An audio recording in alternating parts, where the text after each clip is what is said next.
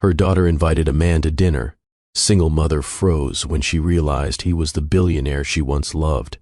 The man standing in my doorway looked at me with those same gray eyes that once promised me forever. His voice was gentle, apologetic. "I don't remember you, Julia.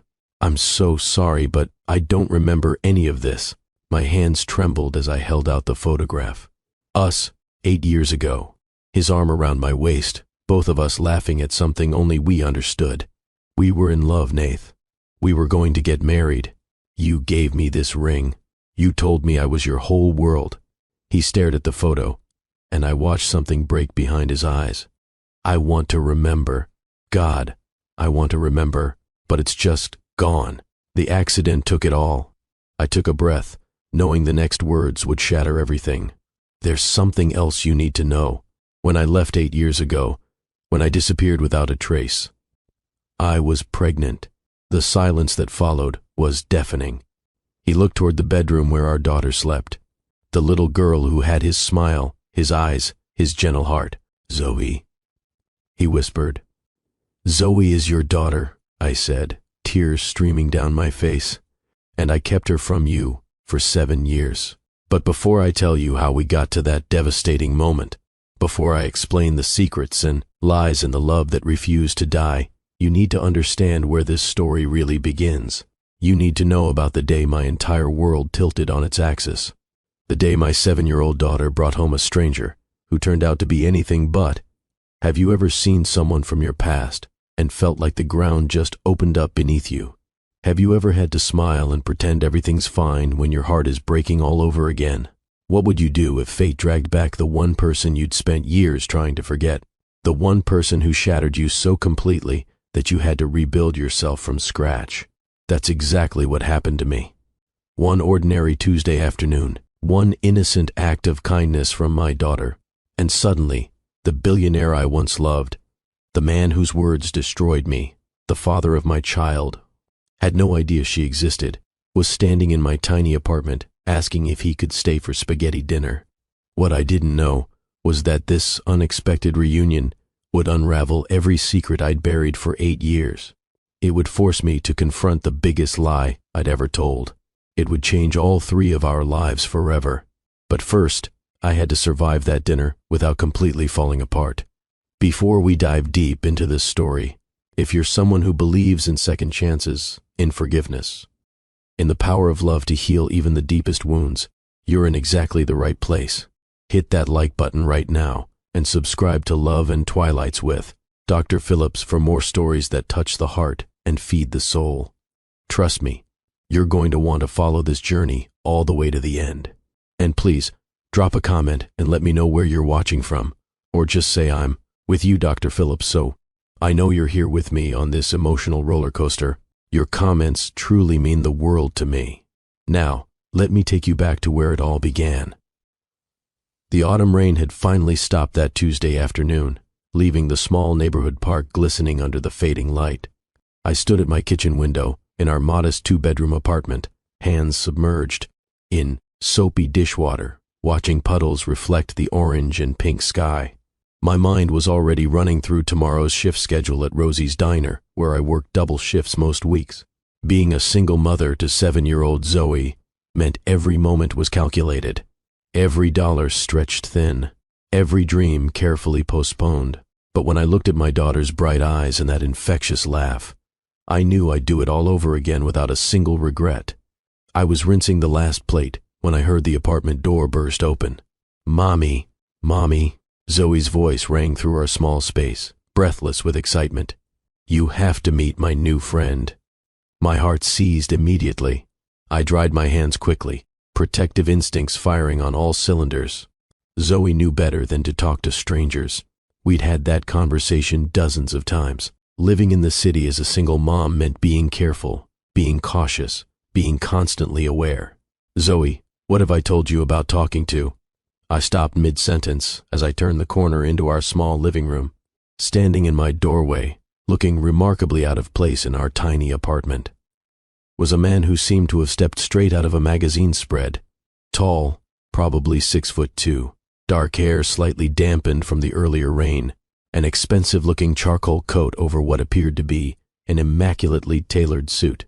But what struck me most, what made my breath catch in my throat, were his eyes. Deep gray, warm, currently filled with an apologetic gentleness that seemed genuine. For exactly 3 seconds, I processed him as simply a stranger.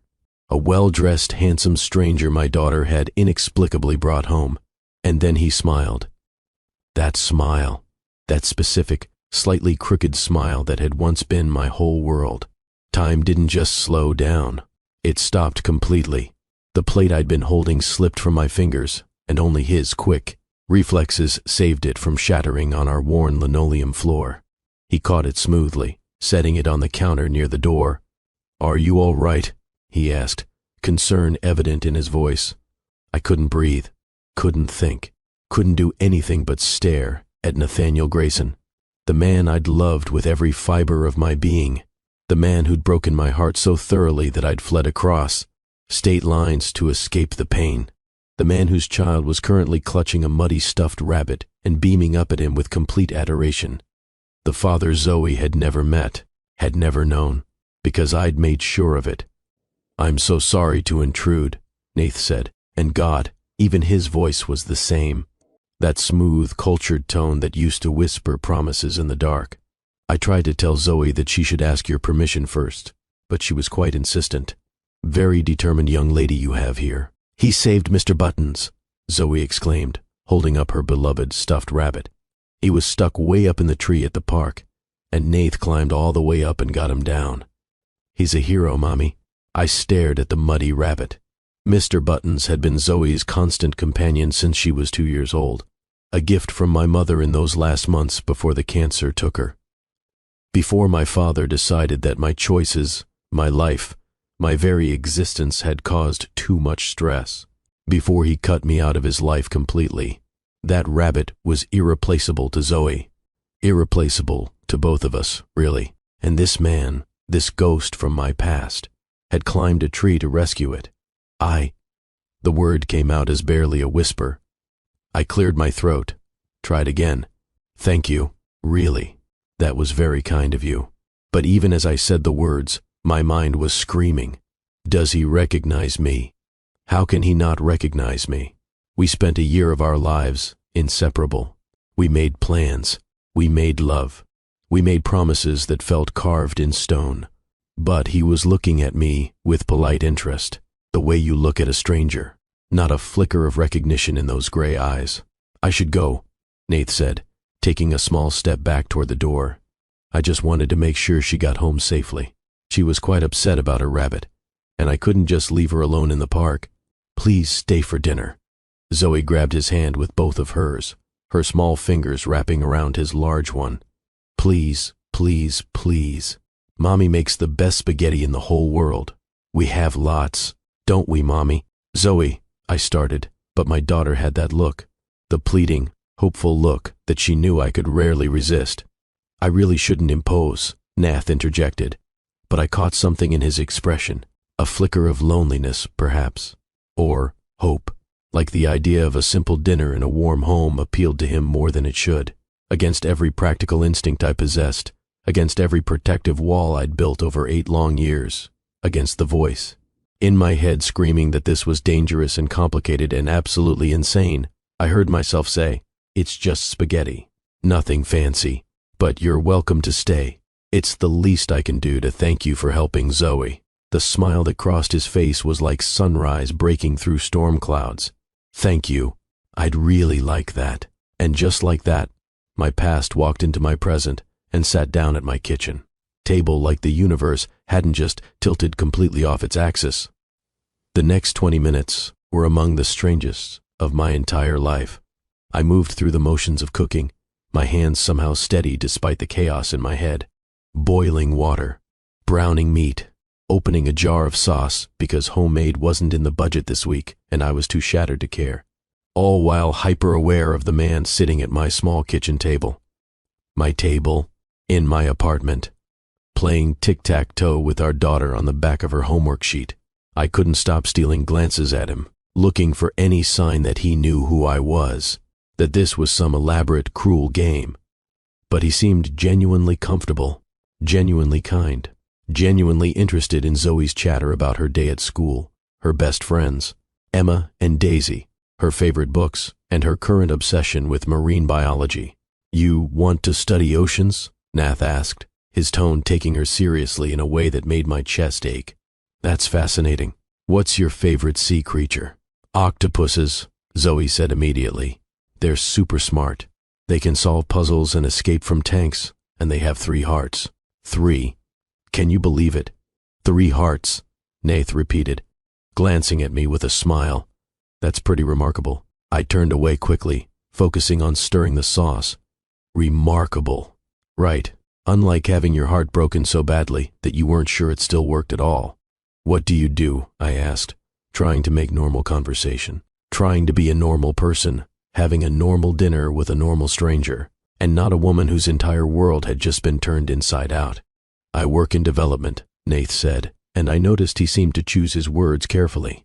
"Real estate mostly, buildings, properties, that kind of thing." "That sounds important," I managed. "It pays the bills," he said with a slight shrug. "What about you?" "I'm a waitress at Rosie's Diner downtown," I said, fighting the urge to feel ashamed, fighting the urge to compare my life to whatever his had become. "It's not glamorous, but it pays our bills. Mostly. Mommy works really hard," Zoe said loyally, and I wanted to hug her.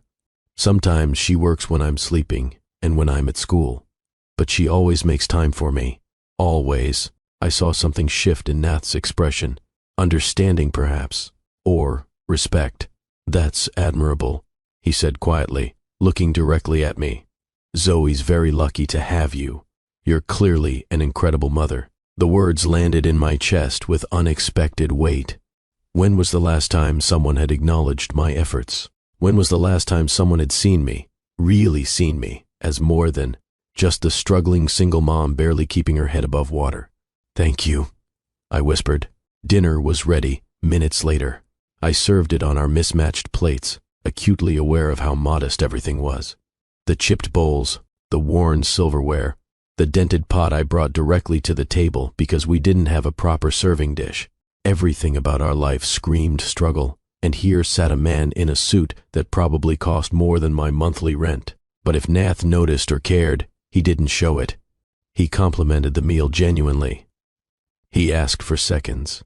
He helped Zoe twirl her spaghetti on her fork and laughed when sauce ended up on her nose. He fit into our little family dinner like a missing puzzle piece I hadn't known we were missing. "So tell me about yourself," Nath said, looking at me with genuine interest. "Where are you from originally? Have you always lived in the city?" "I grew up in Connecticut," I said carefully, editing my truth. "Small town. Came to the city about 8 years ago for a fresh start." 8 years ago. I watched his face carefully as I said it. Any flicker of recognition, any sign that the timeline meant something to him? Nothing, just polite interest. "Big change," he said. "Small town to the city, that must have been challenging." "It was," I admitted. "But sometimes you need to start over, build something new." "I understand that completely," Nath said, and something in his tone made me look up sharply. "Sometimes a fresh start is exactly what you need to become who you're meant to be." "What about you?" I asked, even though I was terrified of the answer. "Are you from here?" "Born and raised," he said. "Took over my father's construction business when he passed, built it into something bigger, much bigger than either of us probably imagined." "I'm sorry about your father," I said softly, and I meant it. I'd met Nath's father once briefly, before everything fell apart. A kind man, hard-working. He'd like me, I thought, or at least he treated me with respect. "Thank you," Nath said. "It was a long time ago, but I still miss him. He taught me everything about the business, about integrity, about doing good work. I try to honor that, even when it's difficult." Zoe, oblivious to the undercurrents swirling around the table, launched into a story about her art class, about a painting she was working on of the ocean. Nath listened attentively, asking questions, encouraging her to describe her creative process. I watched them together and felt my heart crack open. This was what I'd taken from both of them. 7 years of this. Zoe deserved a father who listened to her like she mattered. And Nath, whatever he'd done in the past, was being exactly that kind of father right now without even knowing it. The guilt was suffocating. After dinner, Nath insisted on helping with dishes despite my protests. We stood side by side at my small sink, falling into an easy rhythm. He washed, I dried, like we'd done it 1,000 times before, like no time had passed at all. Except everything had passed. Everything had changed. This was really kind of you, Nath said softly, handing me a plate, inviting me to stay. I know it's unusual, a stranger in your home, but this, he gestured around our small kitchen, this is the most normal, most real thing I've experienced in longer than I can remember. What do you mean? I asked, curiosity overcoming caution. He paused, considering his words. My life is complicated. A lot of obligations, a lot of expectations. People always wanting something. It's rare to just sit and eat spaghetti and talk about octopuses with someone who isn't trying to impress me or use me for something. The words struck me as odd. Use him for what? But before I could ask, Zoe appeared at the kitchen entrance in her pajamas, teeth freshly brushed. Can Nath see my room? She asked. Please. I want to show him my drawings. I started to say no, to maintain some boundary, but Nath looked at me with such hopeful eyes. If it's all right with your mom, I'd love to see your artwork. 5 minutes, I conceded, and Zoe grabbed his hand and pulled him down the hall. I stood alone in the kitchen, trying to process, trying to understand, trying to figure out if I was losing my mind. Nathaniel Grayson was in my daughter's bedroom, looking at her crayon drawings. Nathaniel Grayson, who'd told his business partner I was a liability, who'd been planning to end things with me right before I disappeared, who'd apparently built some kind of empire in the 8 years since, and he had absolutely no idea who I was. I heard their voices from down the hall. Zoe's excited chatter, Nath's warm responses. At one point, I heard him laugh, really laugh, and the sound transported me back 8 years, to late nights in his tiny apartment, to dreams we'd spun together, to a version of him I'd thought I knew completely. They emerged 10 minutes later, Zoe practically glowing. He liked all my pictures, Mommy. He said, I'm really talented. You are really talented, Nath confirmed. That ocean painting you described at dinner, when you finish it, I'd love to see it, if that's okay. Zoe looked at me with such hope. Can he come back, Mommy? Please. I opened my mouth, not sure what would come out, but Nath spoke first. Only if it's okay with your mom. I don't want to intrude on your family time. The phrase hung in the air, loaded with meaning he couldn't possibly understand. I should go, Nath said, reading my hesitation, but thank you again. For dinner. For your hospitality. This meant more than you know. He pulled on his expensive coat, and I walked him to the door. Zoe gave him an enthusiastic hug, which he returned with surprising tenderness. And then it was just me and him at the doorway, close enough that I could smell his cologne. Something different than what he used to wear, but it suited him, close enough that I could see the small scar above his left eyebrow, that he'd gotten in a construction accident when we were together, close enough to remember everything we'd been, everything we'd lost. I know this might be forward, Nath said, his voice low enough that Zoe wouldn't hear from where she'd gone to put Mr. Buttons to bed. But would it be all right if I came by again sometime? Maybe took you both to dinner properly. My treat. My heart hammered against my ribs. Every rational part of my brain screamed caution. I didn't know this version of him. I had responsibilities. I couldn't afford distractions, especially not from someone who destroyed me once before. Someone who might destroy me again. I don't know, I said honestly.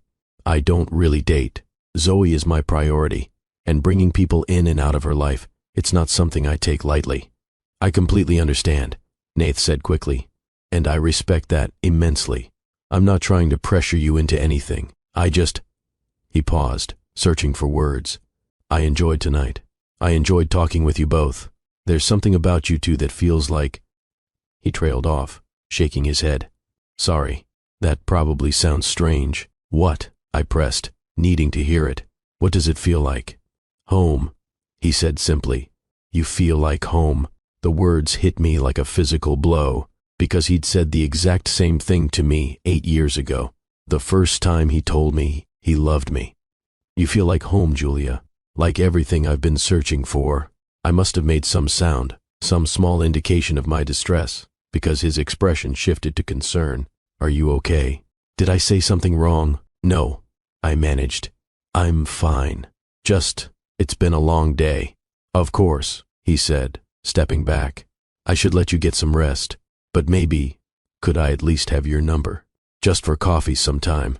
No pressure. This was my chance to shut it down, to protect myself and my daughter, to send him away and never look back. Instead, I heard myself rattling off my phone number. He saved it immediately, then sent me a text so I'd have just his first name, Nath, like he was just a regular guy, not whatever he'd become. Good night, Julia, he said softly. And, thank you, really, good night, I whispered. I closed the door behind him and leaned against it, my legs suddenly unable to support my weight. I slid down until I was sitting on the floor, my head in my hands. Mommy, Zoe appeared, concerned. Are you okay? I'm fine, baby, I lied, pulling her into my arms. Just tired. I really like him, Zoe said, snuggling against me. He's nice. Do you think he'll really come back? I don't know, sweetheart. I hope he does, Zoe yawned. Maybe he could be my friend. I've always wanted a grown-up friend like that. The innocence of her words shattered me. She had no idea that the kind man who'd rescued her rabbit was her father. No idea that I'd kept them apart for 7 years. No idea how complicated and messy and impossible this situation had just become. After I tucked Zoe into bed, I went to my own room and opened the bottom drawer of my dresser. Beneath old sweaters I rarely wore, I pulled out a small wooden box. Inside were the remnants of my relationship with Nath, photographs of us together, young and in love, and completely unprepared for how badly we'd hurt each other. The promise ring he'd given me, a simple silver band with our initials engraved inside. Movie ticket stubs, a dried flower from our first date. Notes he'd written me during slow days at the cafe where we'd met. I picked up one photograph. We were at a street fair, sharing cotton candy. His arm around my waist, my head on his shoulder, both of us laughing at something. We looked happy. We looked whole. Who are you now? I whispered to the photograph. And why don't you remember me? I put everything back in the box and shoved it deep into the drawer. Then I lay in bed, staring at the ceiling, my phone on the nightstand. Already, I could see his contact. Nath, just sitting there. A door I could walk through or close forever. Sleep didn't come for hours. The next day at work was torture. I was running on 3 hours of sleep, and my mind was anywhere but on taking orders and refilling coffee cups. I messed up orders, forgot to bring out side dishes, nearly gave a customer decaf instead of regular, which in a diner full of truckers and early morning workers could have started a riot. Everything okay, Julia? My manager asked during the lunch rush. You seem distracted. Just tired, I said. Didn't sleep well. It wasn't until my break that I allowed myself to pull out my phone. No messages. Part of me was relieved. Part of me was disappointed. I didn't know which feeling to trust. Girl, you look like death, Jasmine said, sliding into the booth across from me. She'd been working at Rosie's for 5 years, had become my closest friend in the city. She knew most of my story. Not all of it. But enough. What happened? I met someone, I said, the words tumbling out. Or rather, Zoe met someone and brought him home for dinner. Jasmine's eyes went wide. Please tell me you didn't let some random stranger into your apartment. He's not random, I said, then paused. Well, he is. But he's also, God, Jasmine, I don't even know how to explain this. Try, she said firmly. So I told her, about Nath rescuing Mr. Buttons, about dinner, about how kind he was with Zoe. I left out the biggest part, the part about our past. I wasn't ready to say that out loud yet. Okay, so handsome stranger is nice to your kid, Jasmine summarized. That's good, right? Why do you look like you've seen a ghost? Because I think I might know him, I said carefully. From before. Before I came to the city. Jasmine leaned forward. From Connecticut. From your old life. Maybe, I hedged. She studied me for a long moment. The guy, she said slowly. Zoe's father. The one you never talk about. I didn't answer, which was answer enough. Holy hell, Julia, Jasmine breathed. Are you serious? After 8 years, he just randomly shows up in a park and rescues a stuffed rabbit. It sounds insane when you say it like that. It sounds insane, period, she countered. Did he recognize you? I shook my head. No, not at all. It's like I'm a complete stranger to him. How is that possible? Jasmine demanded. You said you were together for a year. You don't just forget someone you loved. I don't know, I admitted, unless he's pretending. Maybe this is some kind of game. Or maybe he legitimately doesn't remember you, Jasmine said. There could be a million reasons. Did you ask him? And say what? I challenged. Hey, remember me. We used to date. Also, you're my daughter's father, but I never told you. That'll go over great. Fair point, Jasmine conceded. So what are you going to do? Nothing, I said firmly. I'm going to do absolutely nothing. He'll probably never call anyway. It was just one weird dinner. We'll never see him again, and life will go back to normal. My phone buzzed at that exact moment. A text from Nath. Hi, Julia. It's Nath from last night. I was wondering if you and Zoe would like to have lunch this Saturday. There's a great place by the river. My treat. No pressure at all. Just thought it might be fun. Jasmine watched my face. That's him, isn't it? Yeah, I whispered. What are you going to say? I stared at the message, at the casual friendliness of it, at the invitation that felt both terrifying and impossibly tempting. I should say no. I should protect myself and my daughter from the complications this would inevitably bring. My fingers moved across the screen before my brain could stop them. Why didn't you tell me who you really are? I sent it before I could reconsider. The response came almost immediately. What do you mean? I took a breath and typed, I know who you are, Nath. Nathaniel Grayson, the billionaire developer. I saw the articles. There was a longer pause this time. When his response came, I could almost hear the regret in the words. I'm sorry. I should have been upfront with you. Can we talk? Please. I can explain. I looked at Jasmine. He wants to talk. Then talk, she said. But Julia, be careful. Billionaires don't usually hang around diner waitresses unless they want something. Her words stung because they echoed my own fears. But I texted back anyway. The park where you met Zoe. 6 o'clock, just you and me. Zoe stays with a friend. I'll be there, came his immediate reply. And Julia, I really am sorry. I should have told you. I showed up at the park at 5:55, my stomach in knots. I'd asked my neighbor, Mrs. Henderson, to watch Zoe for an hour. Told my daughter I had to run an errand. The guilt of lying sat heavy on my chest, but I couldn't exactly explain where I was really going. Nath was already there, standing by the tree where this had all started. He'd ditched the expensive suit for jeans and a simple sweater. Somehow, he looked more like the Nath I'd known 8 years ago. More real, more human.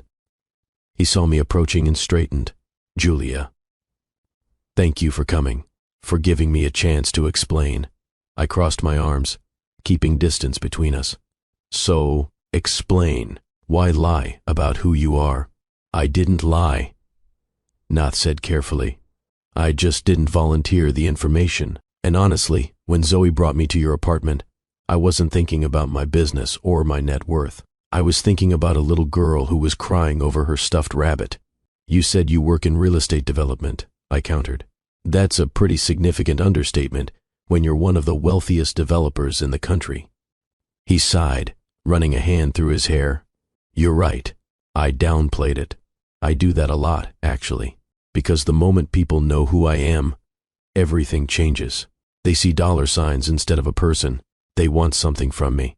And for once, just once, I wanted to have a normal conversation with someone who wasn't trying to impress me or use me. I'm not trying to use you, I said, anger flaring. I didn't even know who you were. I know, Nath said quietly. That's exactly why I wanted to keep seeing you. You and Zoe, you treated me like a regular person.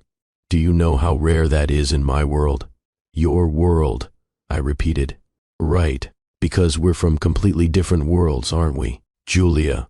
Nath stepped closer. I don't care about that. I don't care that you work at a diner or live in a small apartment. Those things don't matter to me. Easy for you to say when you have billions in the bank, I shot back. He flinched. Fair. But I wasn't always wealthy. My father's construction company was failing when he died. I was drowning in debt, working 20-hour days just to keep it afloat. I built what I have, from nothing, from hard work and risk, and a lot of luck. So, I do understand struggle, even if my current circumstances don't reflect that. I wanted to stay angry. It would be safer. But the sincerity in his voice, in his eyes, made it difficult. Why do you really want to see us again? I asked quietly. What's your angle here? No angle, Nath said. Just, that dinner with you and Zoe was the first time in years I felt like myself, like I could breathe. You make me feel real, Julia. Not like a business opportunity or a bank account, just like a person. We barely know each other, I pointed out. Then let me change that, he said. Let me take you and Zoe to lunch on Saturday. Let me show you that I'm not just some rich guy playing games. I'm just someone who had a genuinely wonderful evening and wants more of them. I studied him carefully, looking for deception, looking for the man who'd called me a liability 8 years ago. But all I saw was earnestness, vulnerability, a loneliness that mirrored my own. This is a bad idea, I said, but even I could hear my resolve weakening. Probably, Nath agreed with a small smile. But sometimes bad ideas turn into the best things in our lives. Saturday, I said finally. Lunch, somewhere casual. Nothing fancy. The smile that broke across his face was radiant. Casual. I can do casual. Thank you, Julia. You won't regret this.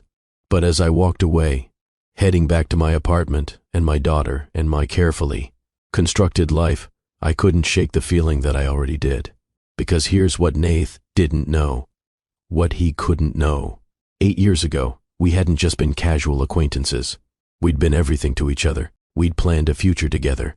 We'd talked about marriage and children and growing old together. And then I'd overheard him tell someone I was a liability, that he needed to end things, that I didn't fit into the successful life he was building.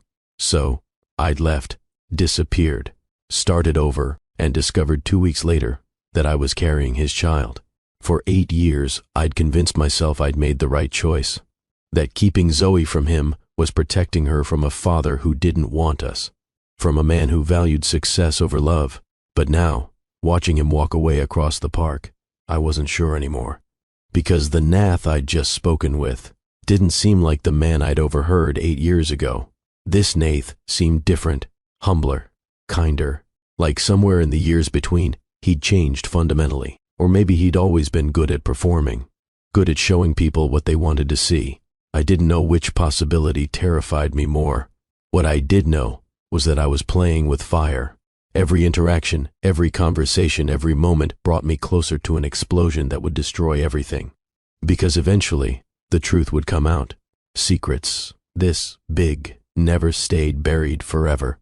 And when Nath discovered that the 7-year-old girl he'd rescued in the park was his daughter, when he realized I'd kept her from him for her entire life, there would be no going back. But I wasn't ready to face that yet, wasn't ready to unravel 8 years of carefully constructed walls. So I did what I'd become an expert at over the years. I compartmentalized. I pushed the fear down deep. I told myself I could handle this, that I could see him casually, keep my secrets safe, and somehow navigate this impossible situation. I was wrong, of course, but I wouldn't realize that until it was far too late. Saturday arrived faster than I wanted. I changed outfits 3 times before settling on simple jeans and a nice blouse. Zoe was bouncing with excitement, wearing her favorite dress with the sunflowers on it. Are we really going to lunch with Nath? She asked for the 100th time. Yes, sweetheart, we really are. Is he your boyfriend now? She asked innocently. No, I said quickly. He's just a friend, a new friend, that's all. But you like him, Zoe pressed. I can tell. Out of the mouths of babes, as they say. I do think he's nice, I admitted carefully. But that doesn't mean anything more than friendship, okay? Don't get any ideas. Zoe just smiled in that knowing way children sometimes do. The way that says they see right through your carefully constructed denials. Nath picked us up at noon in a car that was nice but not ostentatious. A black SUV that spoke of wealth but didn't scream it. He'd taken my request for casual seriously, wearing jeans and a button-down shirt with the sleeves rolled up. Ladies, he said with a warm smile, you both look beautiful. Zoe beamed. So do you. Handsome, I corrected automatically. Men are handsome. Handsome, Zoe repeated dutifully, and Nath laughed. I'll take it, he said. The restaurant he chose was perfect. A family-friendly place by the river with outdoor seating and a menu that included both kid options and more sophisticated fare. Not trying to impress with expense, but showing thoughtfulness in the choice. We settled into our seats, and Zoe immediately launched into telling Nath about her week at school. He listened attentively, asking follow-up questions, treating her observations with respect. I watched them interact and felt my heart do complicated things in my chest. So Julia, Nath said after we'd ordered, tell me more about you. I feel like I did all the talking at dinner. I want to know your story. Not much to tell, I said, deflecting. Small-town girl moves to big city, works hard, raises her daughter. Pretty standard stuff. I doubt anything about you is standard, Nath said, and the way he looked at me made my breath catch. What about you? I countered. You mentioned your father's company. How did you build it into what it is now? A lot of work, Nath said. A lot of risk. Some lucky breaks. I took chances that terrified me. Borrowed money I wasn't sure I could pay back. Worked so many hours I barely slept. That must have been lonely, I said quietly. It was, he admitted. I sacrificed a lot. Relationships mostly. Personal connections. I was so focused on success that I pushed away people who mattered. Made choices I regret. His words landed like stones in my chest. Was he talking about me, about us? Or was I reading meaning into generic regret? Do you have family? I asked. Besides your father, I mean. My mother, Nath said. We're not close anymore. Haven't been for years.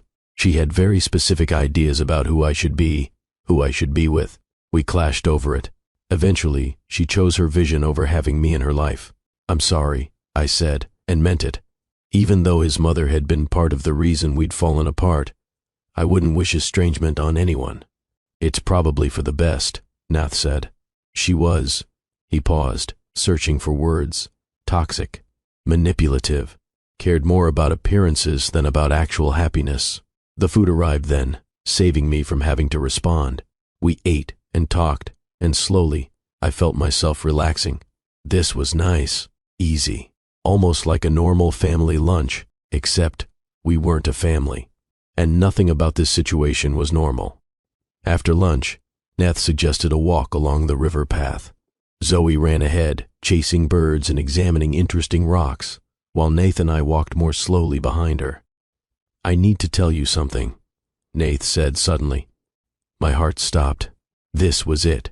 He'd figured it out. He knew. But what he said was, I haven't been completely honest with you about why I'm in the city right now. Okay, I said carefully. I've been here for the past 6 months, he explained, taking a step back from the business. My company runs itself at this point. I have people handling the day-to-day operations. Why? I asked. Because I was miserable, he said bluntly. I had everything I'd worked for, money, success, respect, and I was absolutely miserable. I realized I'd built this empire but lost myself in the process. So what are you doing now? I pressed. Trying to figure out who I am when I'm not just the CEO, Nath said. Trying to find meaning beyond business deals and profit margins. Doing some charity work, reconnecting with what matters. And what matters? I asked softly. He stopped walking, turned to face me fully. People, he said. Real connections. Making a difference in individual lives, not just building structures. Finding purpose beyond a bank balance. The intensity in his eyes made me look away. That's admirable. It's necessary, he corrected. He paused, then continued. I had a wake-up call a few years ago. A car accident. Nearly died. I turned sharply. Crashed coming home late from a business meeting, Nath said. Another car ran a red light. Hit me head on. I was in the hospital for months. My God, Nath, I'm so sorry. It changed me, he said quietly. Made me reevaluate everything. Who I was, what I wanted, the person I'd become, in pursuit of success. This was new information, an accident, but he hadn't mentioned memory loss. Nothing about not remembering parts of his past. Were you badly hurt? I asked, fishing for details. Traumatic brain injury, Nath said, and my heart stopped. Broken ribs, collapsed lung. They weren't sure I'd make it at first. But you recovered, I said, my mind racing. Mostly, he said. There are some gaps, some things I don't remember clearly from before the accident. But I'm told that's normal with head trauma. There it was, the missing piece. He had memory loss, not complete, but gaps. And apparently, I existed in one of those gaps. But instead of relief, I felt devastation, because it meant the version of Nath I'd loved, the version who'd promised me forever, might be completely gone, lost in a traumatic brain injury that nearly killed him. And this Nath, this kind, thoughtful man walking beside me, had no idea we'd already lived a whole lifetime together. I realized he was still talking. Sorry, what? I asked. I was just saying that meeting you and Zoe feels like another wake-up call, Nath repeated. A reminder of what actually matters. Family, connection, simple joys like spaghetti dinners and walks by the river. We're not your family, I said, perhaps too sharply. Nath looked surprised. No, of course not. I didn't mean to imply. I'm sorry. I just meant that being around you both reminds me of what I want, what kind of life I want to build. And what's that? One with people I care about in it, he said simply. One where I'm not alone in a big empty house wondering why success feels so hollow. Before I could respond, Zoe came running back. Mommy, Nath, look. She held out a perfectly smooth river stone. Isn't it pretty? Can I keep it? Of course, I said. That's beautiful, Nath agreed. You should start a collection. Zoe's eyes lit up. Will you help me find more? Absolutely, Nath said.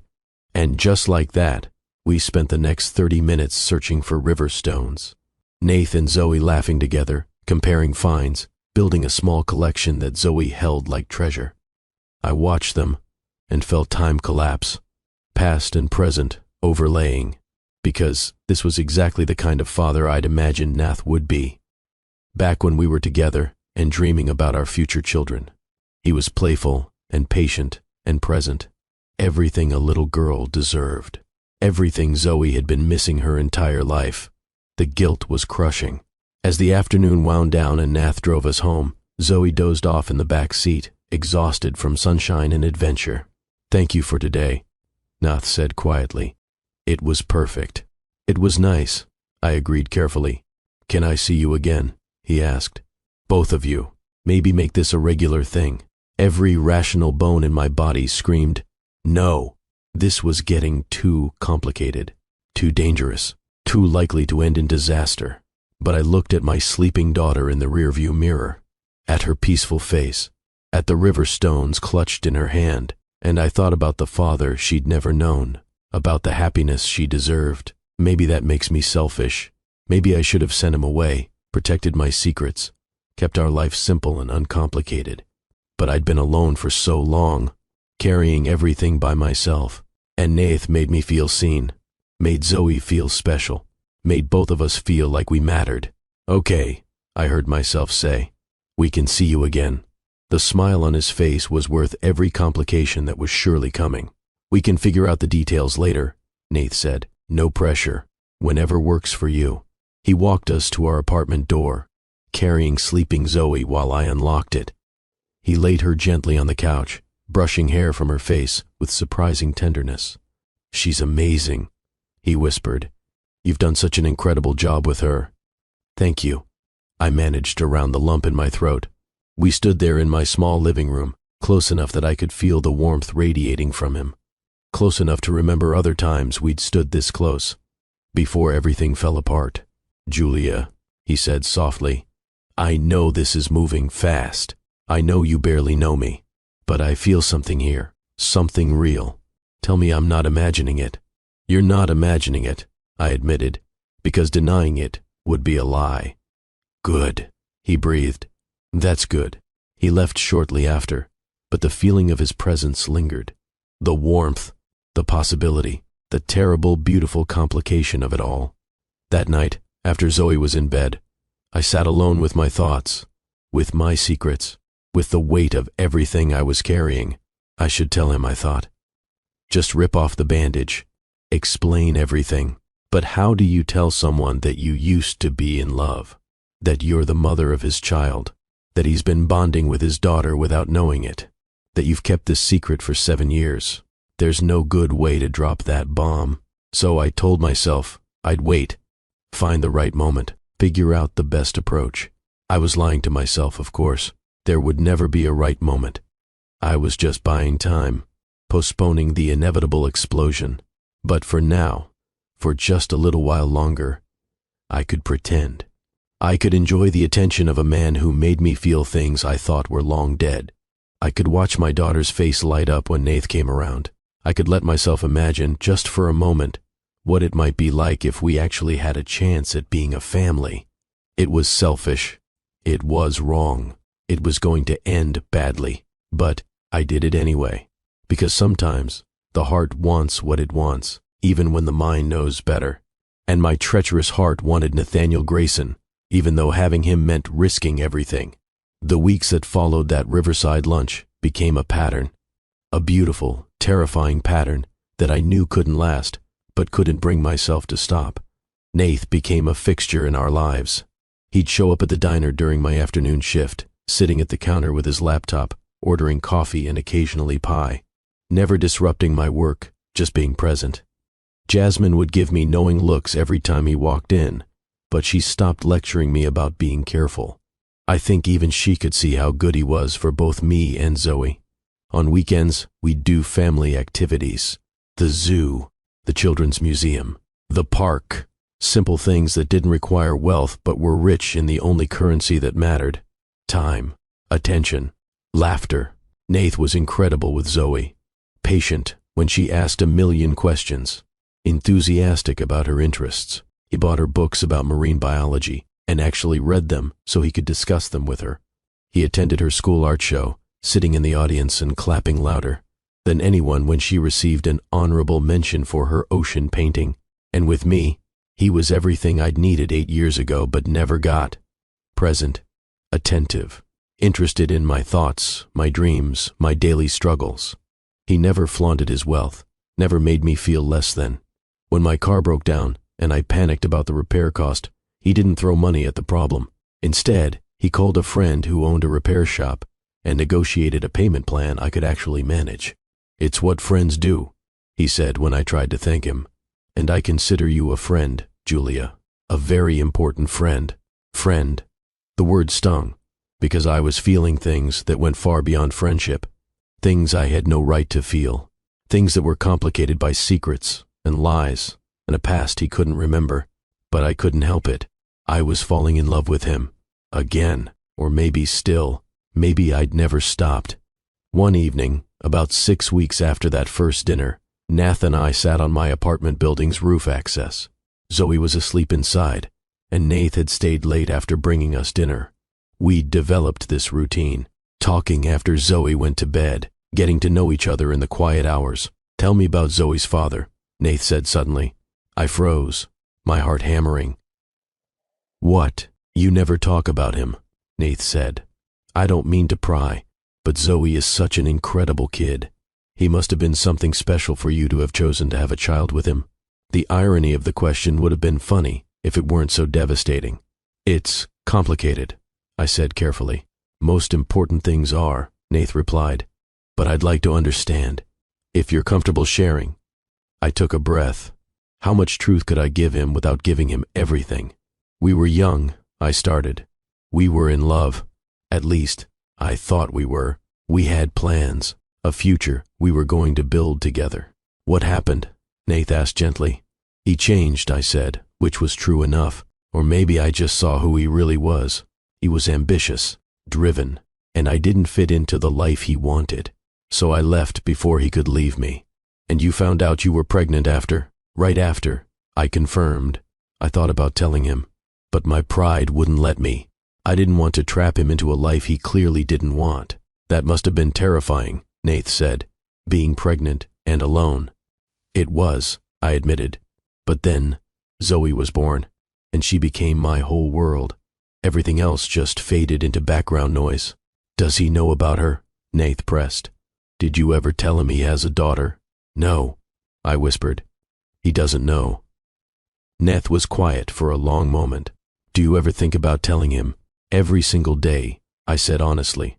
"The guilt is crushing sometimes, wondering if I made the right choice, wondering what Zoe's life might have been like if I'd been braver." "For what it's worth," Nath said slowly, "I think you're one of the bravest people I've ever met. Raising Zoe alone, building a life from nothing. That takes incredible strength. Or incredible stubbornness," I said with a bitter laugh. "Maybe both," Nath allowed. "But Julia, if you ever want to find him, if you ever want to tell him, I'd help you. I'd support you through that." The offer broke something in me. Here he was, offering to help me find himself, to help me tell him the truth he couldn't see was sitting right in front of him. "Why?" I asked, tears threatening. "Why would you do that?" "Because Zoe deserves to know her father," Nath said simply. "Every child deserves that if it's safe and possible. And because you deserve peace, you deserve to not carry this weight alone anymore." I couldn't speak, couldn't breathe. The truth was right there, pressing against my teeth, demanding to be spoken. But before I could say anything, Nath's phone rang.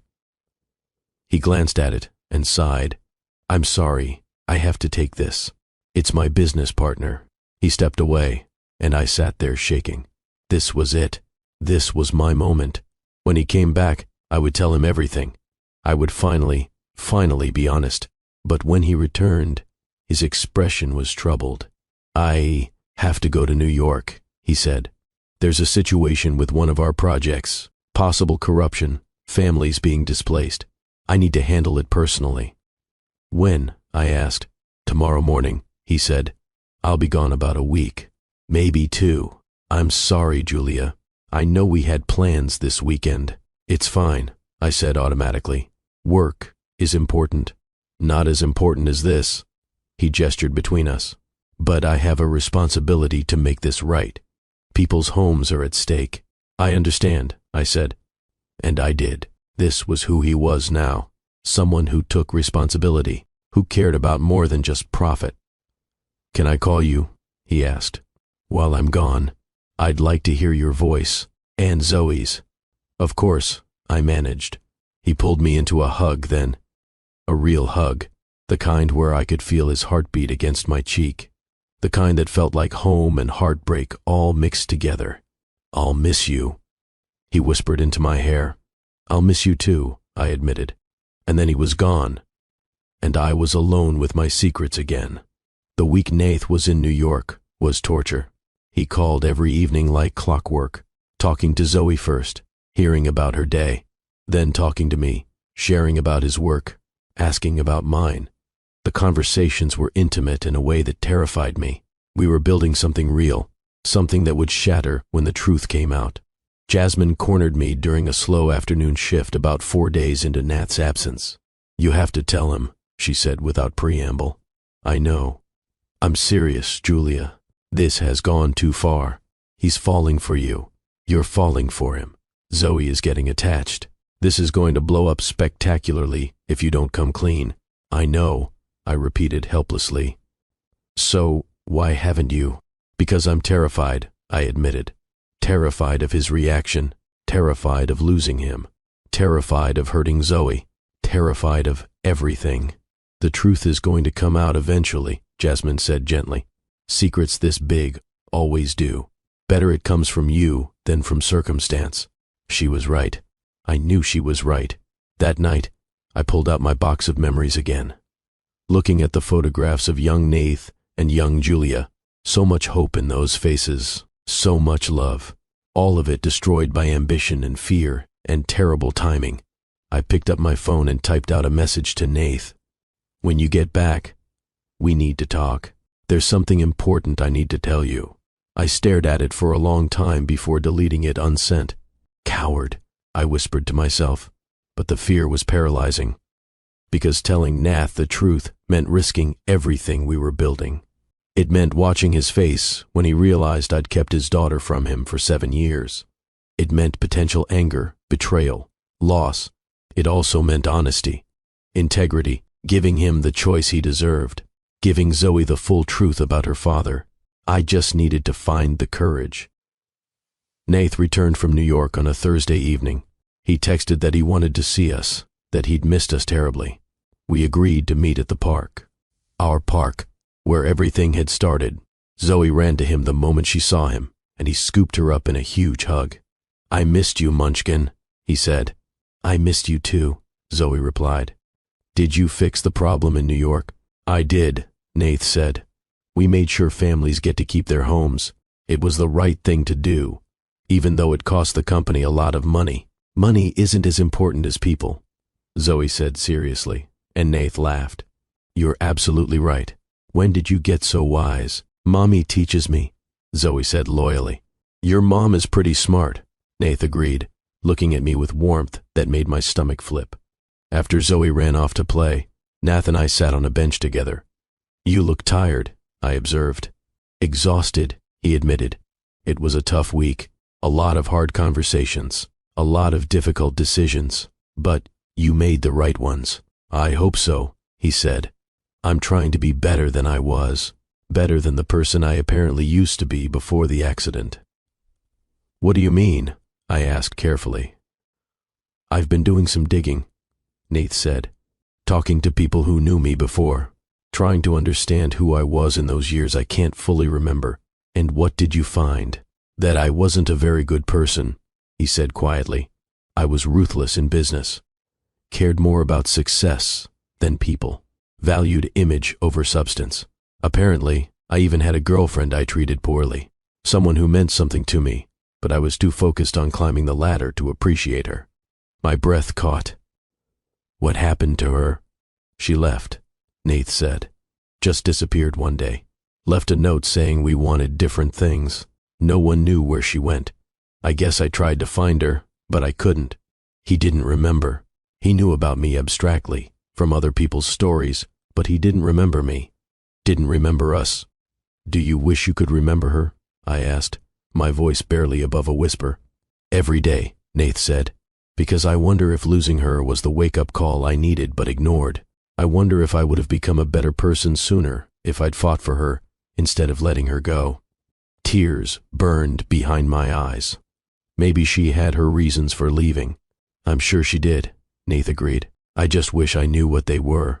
I wish I could apologize for whoever I was back then. The moment was there, perfect, waiting for me to step into it, to say, I'm her. I'm the one you lost. I'm here. But Zoe came running back, full of news about a butterfly she'd seen, and the moment shattered. The next Saturday was Zoe's 8th birthday. I'd planned a small party at our apartment. A few of her school friends, some cake, simple decorations. Nothing elaborate because my budget didn't allow for elaborate. But when I opened our apartment door that morning to grab the newspaper, there was a delivery. A huge box with a note. For Zoe's birthday. I hope this is okay. I wanted to contribute to making her day special. Nath. Inside the box were decorations. Not expensive or over the top, but thoughtful. Ocean-themed everything because of Zoe's love of marine biology. Plates, napkins, streamers. Even a beautiful banner that said, Happy Birthday, Zoe, with little octopuses on it. There was also a separate smaller box addressed to me. Inside was a bracelet, simple and elegant. Silver with a small charm. A compass, the note said. for always finding your way, even when the path is difficult. Nath. I sat on my kitchen floor and cried. Nath showed up an hour before the party was scheduled to start, carrying groceries. "I'm here to help," he announced. "Put me to work." "You don't have to," I started. "I want to," he insisted. "Besides, I make excellent cupcakes. It's a hidden talent." And he did. He baked and decorated cupcakes with Zoe, while I set up the decorations he'd sent. He was patient with her instructions, laughing when frosting ended up on his nose. They worked together like they'd been doing it for years, like a father and daughter.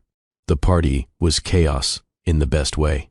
8-year-olds hopped up on sugar, running around our small apartment, playing games, laughing hysterically.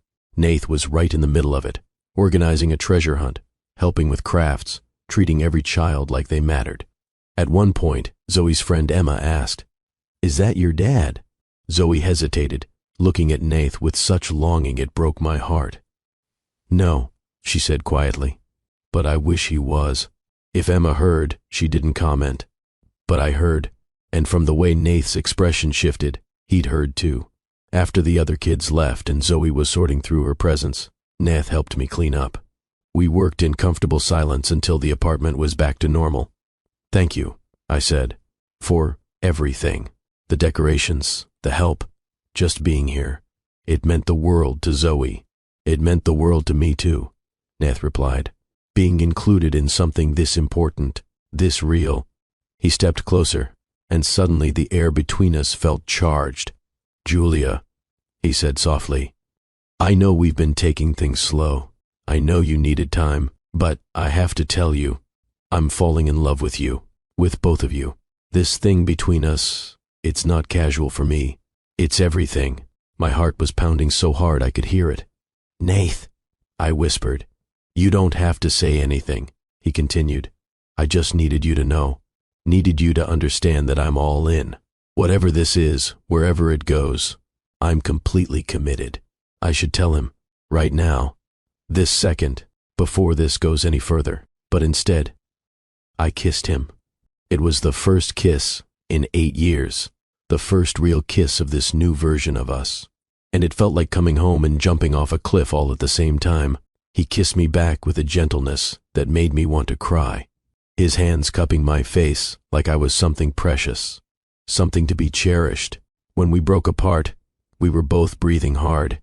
"I'm falling in love with you too," I admitted, "even though it's complicated and messy and probably a terrible idea." "Why is it a terrible idea?" Nath asked. "Because there are things you don't know about me," I said. "Things that might change everything." "Then tell me," he said simply. "Whatever it is, we can figure it out together." This was it, the moment I'd been avoiding for weeks, the moment where I could come clean or keep lying. I opened my mouth, but before words could come out, we heard a crash from Zoe's room, followed by crying. We both rushed in to find her on the floor, having fallen off her bed while trying to hang a poster. She wasn't badly hurt, just scared and a little bruised, but it effectively ended the moment. By the time we'd comforted Zoe and gotten her settled, the vulnerability had passed. The moment was gone. Nath left shortly after, but not before kissing me softly at the door. "We'll talk more soon," he promised. "About us, about the future." I nodded, unable to speak around the lump in my throat. That night, after Zoe was asleep, my phone rang. It wasn't Nath. It was a number I didn't recognize. "Hello," I answered cautiously. "Julia Smith." The voice on the other end was female, professional, unfamiliar. "Yes. Who is this?" "My name is Rebecca Grant. I'm a journalist working on a piece about Nathaniel Grayson and his charitable work. I understand you've been seeing him socially."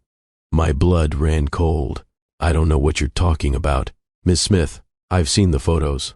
You, Mr. Grayson, and a young girl who I presume is your daughter. Multiple outings over the past several weeks. It's a feel-good story. The billionaire dating a single mother. Very heartwarming."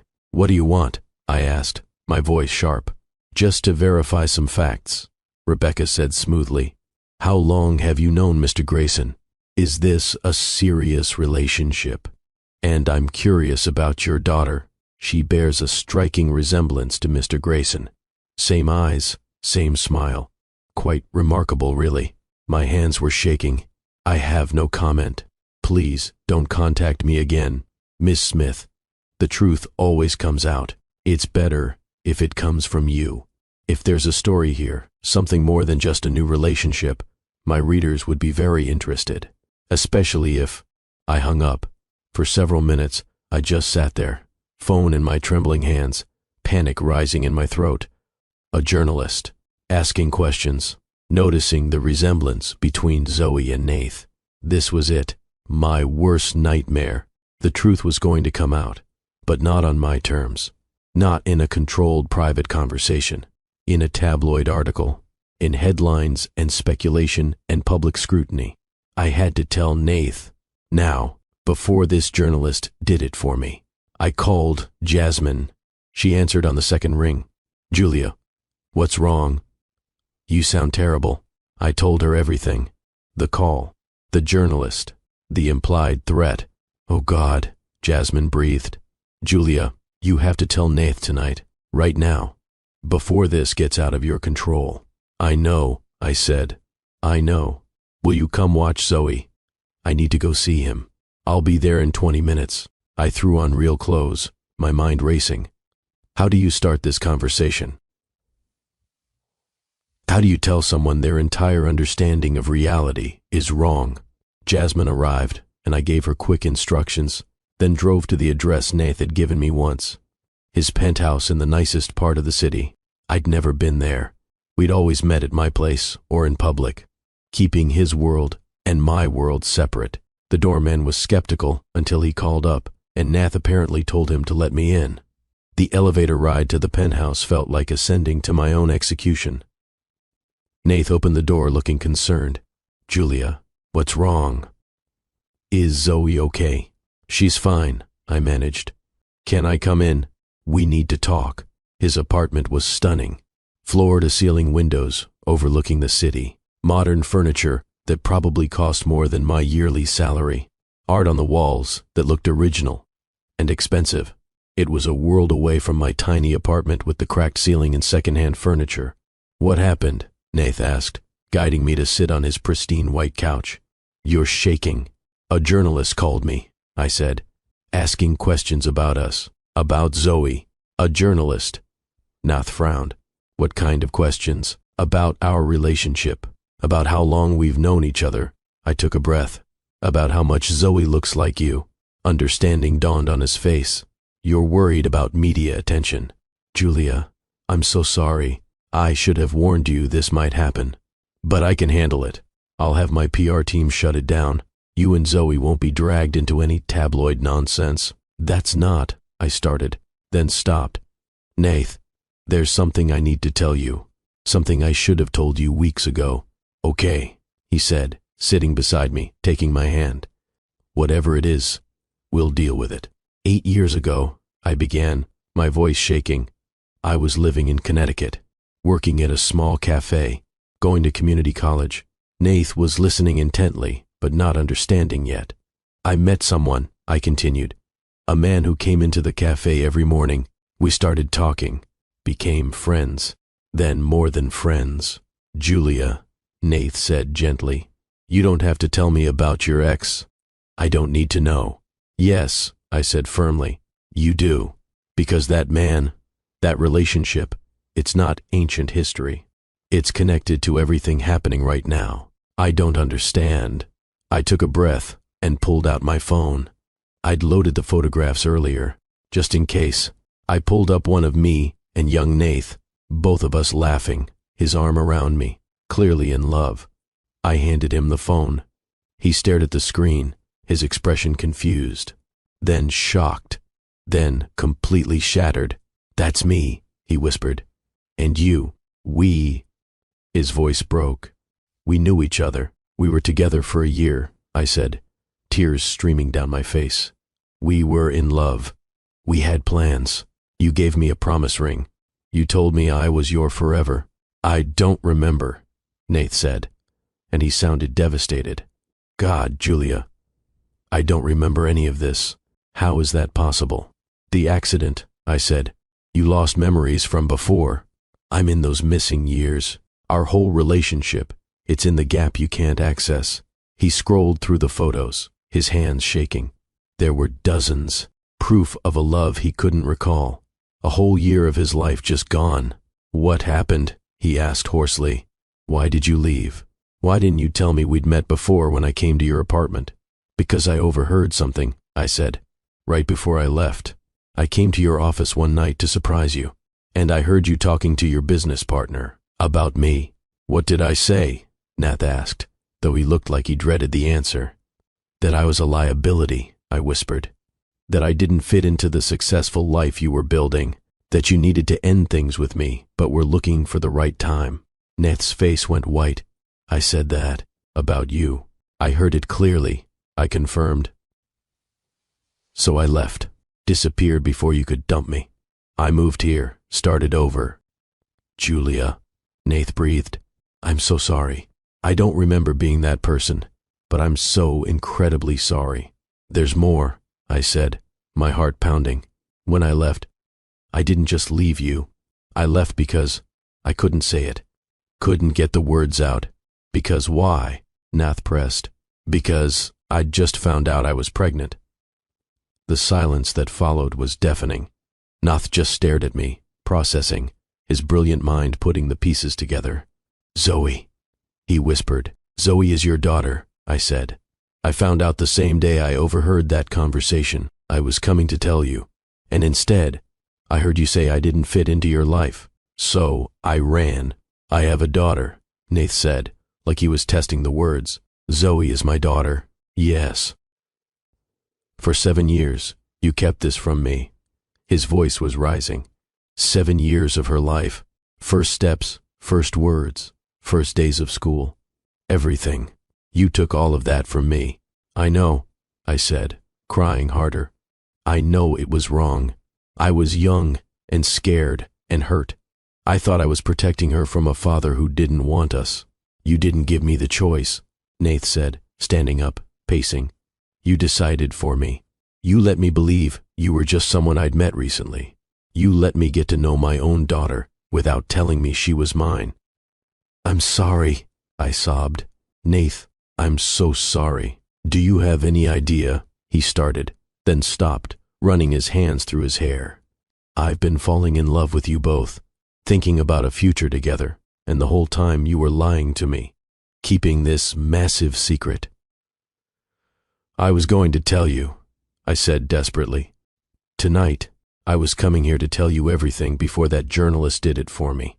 But you didn't tell me weeks ago when we first met, Nath countered. You didn't tell me when I was sitting in your apartment eating dinner. You didn't tell me when I told you I was falling in love with you. How many opportunities did you have, Julia? I was scared, I whispered. Of what? He demanded. Of me. Do I seem like the kind of person who would hurt you or Zoe? Have I given you any indication that I'm the ruthless bastard you overheard 8 years ago? No, I admitted. You've been wonderful. That's what made it so hard. You're not the man I left anymore. But I didn't know how to explain everything without you hating me. Well, congratulations, Nath said bitterly. I don't hate you, but I don't know if I can trust you either. The words landed like physical blows. I need you to leave, Nath said, his back to me. I need time to process this, to figure out what the hell I'm supposed to do with this information. Nath, please, please go, Julia, he said, and the pain in his voice matched my own. I left, tears blurring my vision so badly I could barely find my way to the elevator. The ride down felt like falling, and when I got to my car, I sat in the parking garage and completely fell apart. I'd done it. I'd told him the truth, and in doing so, I'd destroyed everything we were building. The next few days were the worst of my life. Nath didn't call, didn't text, complete radio silence, and Zoe, sweet innocent Zoe, kept asking when she'd see him again. I don't know, baby, I told her, trying to keep my voice steady. He's busy with work, but he always makes time for us, Zoe said, her face confused and hurt.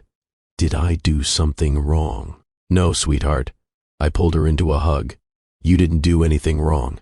This is all my fault. I told Jasmine everything.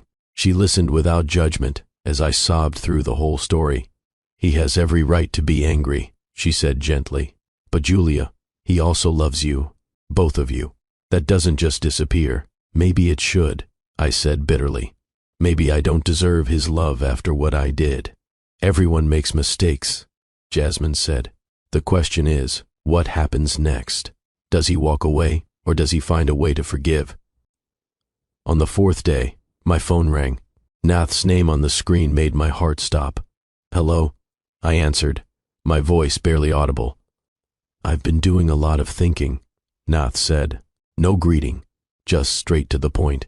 About us, about Zoe, about everything you told me. Okay, I whispered. I talked to my therapist, Nath continued.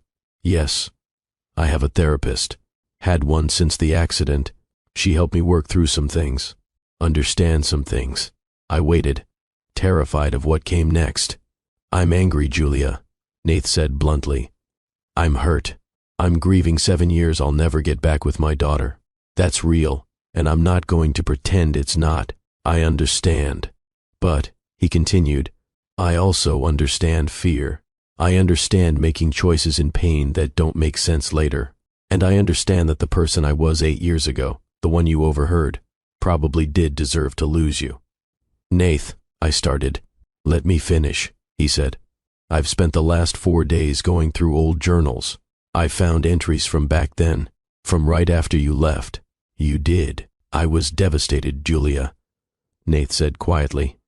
I wrote about trying to find you, about how losing you made me realize what mattered, about how I'd chosen wrong, chosen success over love, and it was the biggest mistake of my life. I didn't know, I whispered. How could you? He replied. You were gone. And yes, I understand why you ran.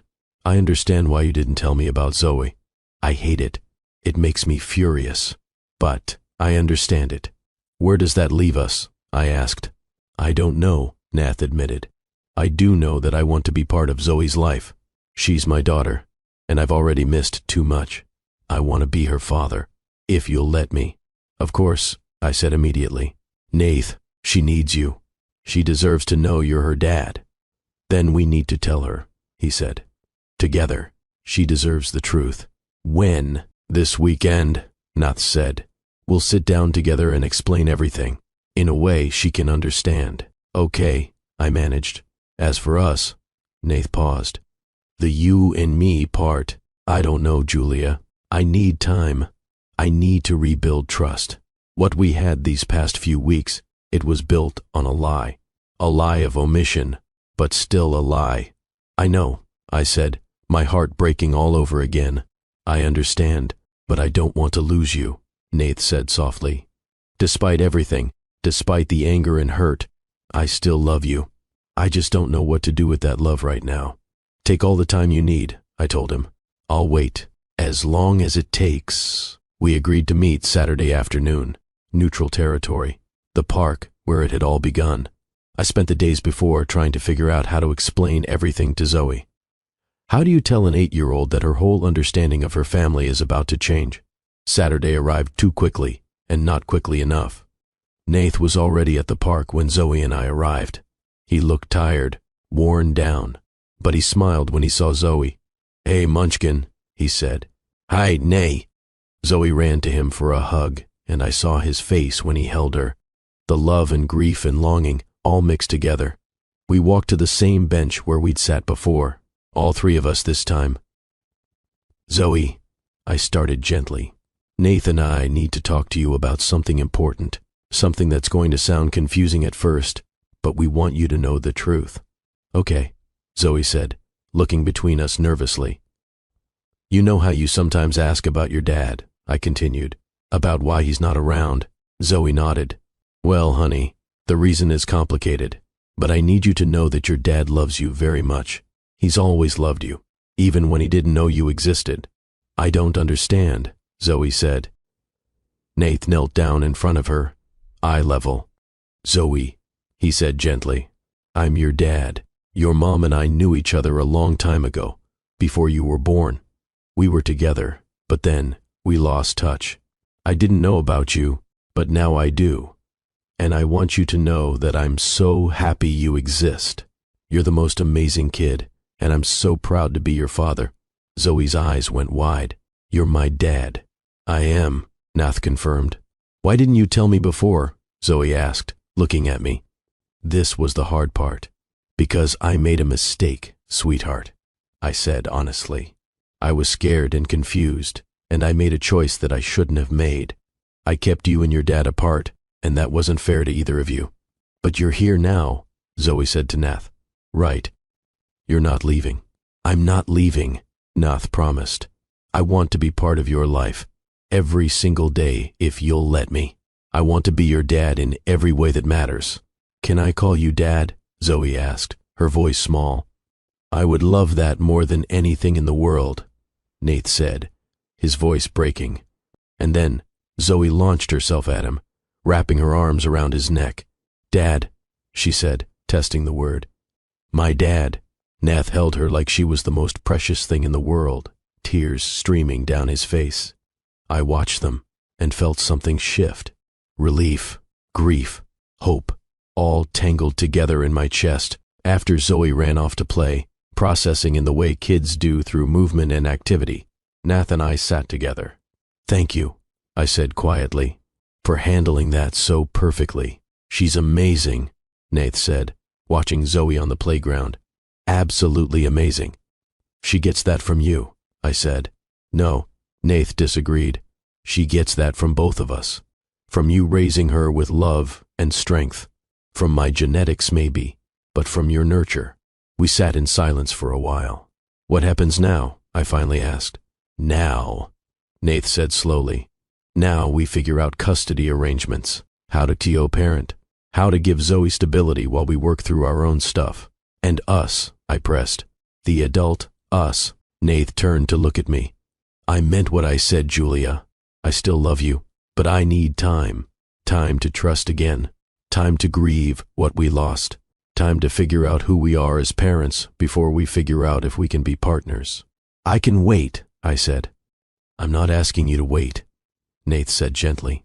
I'm asking you to live, to heal, to work on yourself the way I'm working on myself. And maybe, if we both do that work, we'll find our way back to each other. Or maybe we won't, I said, voice small. Or maybe we won't, Nath agreed. But either way, we'll both be better people. Better parents for Zoe. It hurt. God, it hurt. But it was fair. It was honest. It was what we both needed. The weeks that followed were a study in adjustment. Nath got a lawyer. I got a lawyer. We worked out custody formally. Nath got Zoe 2 evenings a week and every other weekend. He was present, engaged, everything a father should be. Watching them together was beautiful and painful. Beautiful because Zoe was thriving.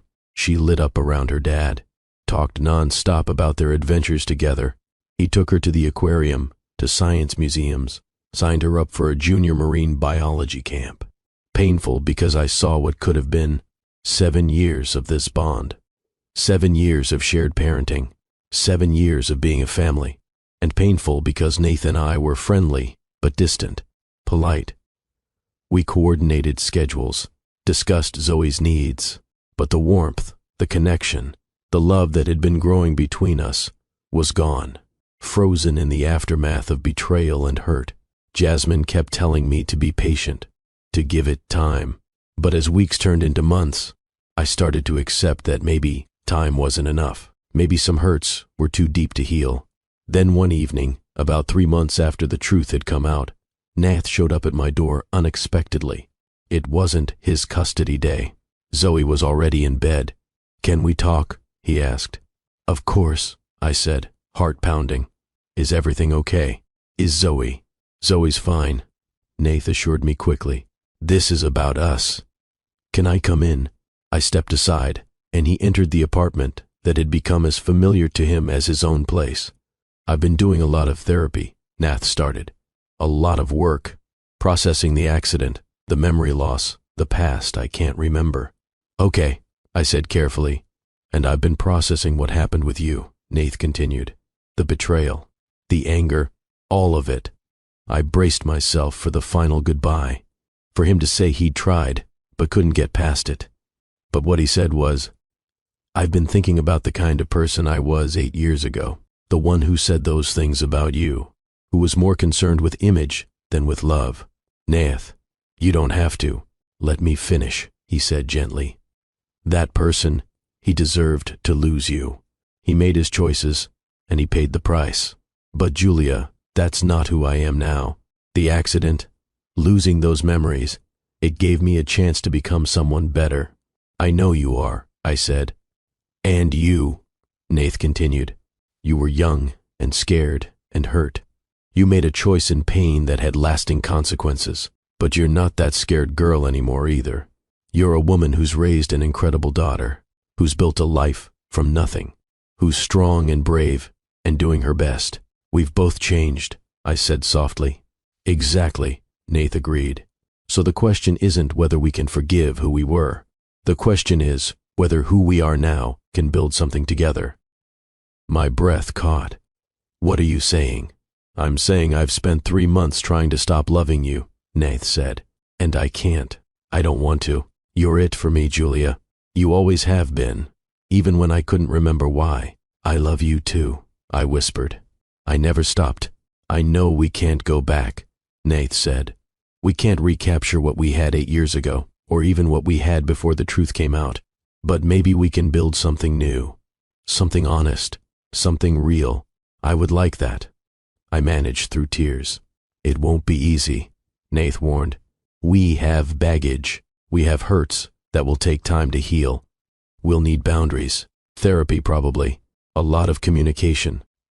"I can do that," I said. "I want to do that." Nath stepped closer, cupping my face in his hands. "I'm all in, Julia. Completely. With you, with Zoe, with building a life together. If you'll have me." "Yes," I breathed. "Yes, 1,000 times yes." He kissed me then, soft and sweet, and full of promise. Different from our first kiss, or even our recent kiss. This one tasted like forgiveness, like new beginnings, like hope. When we broke apart, we were both crying. "We have to do this right," Nath said. "Take it slow. Build trust back piece by piece." "Agreed," I said. "And we should probably tell Zoe before she figures it out herself," Nath added with a small laugh. "She's already been asking me why I'm not your boyfriend." "Has she now?" "She has very strong opinions about us being together," Nath confirmed. "Apparently we're meant to be." "Smart kid. She gets that from both of us," Nath said. And so we began again. Slowly, carefully, dating properly this time, building a foundation on honesty instead of secrets. Nath took me to dinner. Real dates where we talked about our pasts, our fears, our hopes. He met with my therapist and his so we could work through our trauma as individuals and as a couple. We were honest with Zoe about everything, explained that Mommy and Daddy were trying to be together but needed to do it slowly. She was patient in the way only children can be, just happy that her family was coming together.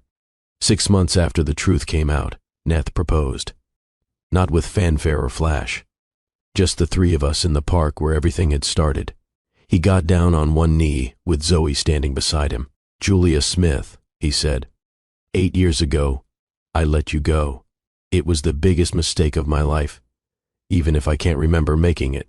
But you came back into my life when I needed you most. You gave me the greatest gift in Zoe, and you've given me a second chance I don't deserve.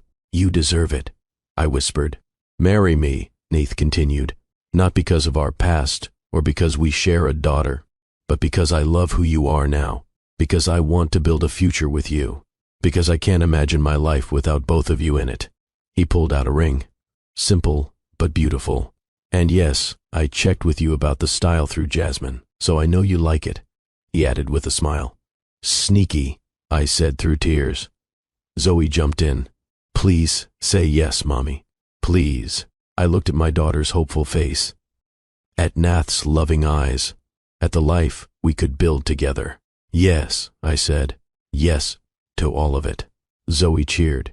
Nath slipped the ring on my finger and pulled me into a kiss. When we broke apart, Zoe was right there, and we pulled her into a group hug. A family. Finally. Fully. Honestly. The wedding was 6 months later. Small and intimate. Just close friends and family. Jasmine was my maid of honor, crying through the entire ceremony. Zoe was the flower girl, wearing a dress she'd helped pick out, glowing with joy. My father came. We'd been rebuilding our relationship slowly, carefully. He walked me down the aisle with tears in his eyes. "Your mother would be so proud," he whispered. I stood at the altar across from Nath, both of us crying, both of us smiling, both of us so grateful for the journey that had brought us here. The vows we wrote ourselves were honest, about pain and healing, about mistakes and forgiveness, about love that endures even through the darkest times. "I promise to be honest with you," I said. "Even when it's hard, even when the truth is painful, no more secrets. I promise to trust you," Nath said, "to believe in us, to fight for this family we're building together." We sealed it with a kiss, and the small gathering erupted in applause. At the reception, Nath pulled Zoe aside for a private moment. I watched as he gave her a small box. Inside was a necklace with a pendant that said "Daddy's Girl." "This is a promise," he told her, "that I'll always be here, always be your dad, no matter what." Zoe threw her arms around him. "Best day ever," she declared. And it was. It really was. A year after the wedding, we welcomed our second daughter, Clara. Zoe was thrilled to be a big sister, taking her role seriously, helping with everything. Nath was an incredible father, present for every moment, every late-night feeding, every diaper change, making up for the years he'd missed with Zoe by being hyper-involved with both girls. Our life wasn't perfect. We still had hard conversations, moments where old hurts resurfaced, times when trust was tested, but we worked through it, together, with honesty and love and a commitment to being better. I went back to school, finished my degree with Nath's support, started working at a nonprofit that helped single mothers, using my own story to guide and encourage others. Nath stepped back from the CEO role, moving to chairman of the board so he could spend more time with us. He started a foundation in my mother's name, helping fund programs for struggling families. We moved into a house, not a mansion, something that felt like us, big enough for our growing family, modest enough to stay grounded. And every week, we went back to that park, the place where Zoe had brought a stranger home, where a little girl had unknowingly reunited her parents, where everything had changed. One evening, sitting on our usual bench while the girls played, Nath took my hand. "Do you ever think about how differently this could have gone?" he asked. "All the time," I admitted. "So many ways it could have fallen apart completely." "But it didn't," Nath said. "We found our way back to each other. Twice," I pointed out. "We found each other twice. Best thing that ever happened to me," Nath said. "Both times." "Even with all the pain?" I asked. "Especially with all the pain," Nath replied. "Because it made us who we are. Better, stronger, more grateful." I leaned my head on his shoulder, watching our daughters play. Zoe was teaching Clara how to find the best skipping rocks, being patient and encouraging, being exactly the kind of big sister we'd hoped she'd be. "I love our life," I said softly. "So do I," Nath agreed. "Every messy, complicated, beautiful moment of it." And that's the truth about second chances. They're rarely clean, rarely simple. They come with baggage and hurt and the weight of everything that came before. But they're also filled with grace, with the possibility of becoming better than you were, with the hope that love can heal even the deepest wounds. Nath and I didn't get the fairy tale the first time around. We got pain and betrayal and years of separation. But the second time, we built something real, something honest, something worth every moment of struggle it took to get here. Our story isn't about perfection. It's about perseverance. It's about choosing to forgive when it would be easier to walk away. It's about building trust brick by brick when it's been shattered. It's about loving someone enough to do the hard work of healing. And in the end, sitting in that park with my husband and our daughters, I realized that this imperfect, hard-won life was more beautiful than any fairy tale could ever be, because it was real, and it was ours. If this story touched your heart, if you believe in the power of second chances and the courage it takes to forgive and rebuild, I want you to do something for me right now. Hit that like button. Subscribe to Love and Twilights with Dr. Phillips. Share this story with someone who needs to hear that it's never too late for love, for truth, for healing. Comment below and tell me what resonated with you most. Was it Julia's struggle with secrets, Nath's journey of forgiveness, the beautiful redemption of a family coming together? Or just say I'm with you, Dr. Phillips, and tell me where in the world you're watching from. Your stories, your comments, they inspire me to keep bringing you these narratives of hope and transformation. Remember, life doesn't give us perfect love stories, but it gives us real ones, messy ones, stories where people make mistakes and hurt each other and have to choose daily to love anyway. And sometimes those imperfect stories become the most beautiful ones of all. The lessons from Julia and Nath's journey are clear. First, the truth, no matter how painful, is always better than a lie. Secrets may protect us temporarily, but they build walls that keep out the very love we're seeking. Second, people can change. Circumstances, trauma, time, they all shape us. The person someone was isn't always who they are now. Growth is possible. Transformation is real. Third, forgiveness is a choice we make daily. Not a one-time event, but a practice. A commitment to releasing hurt and choosing love instead. Fourth, second chances are precious gifts.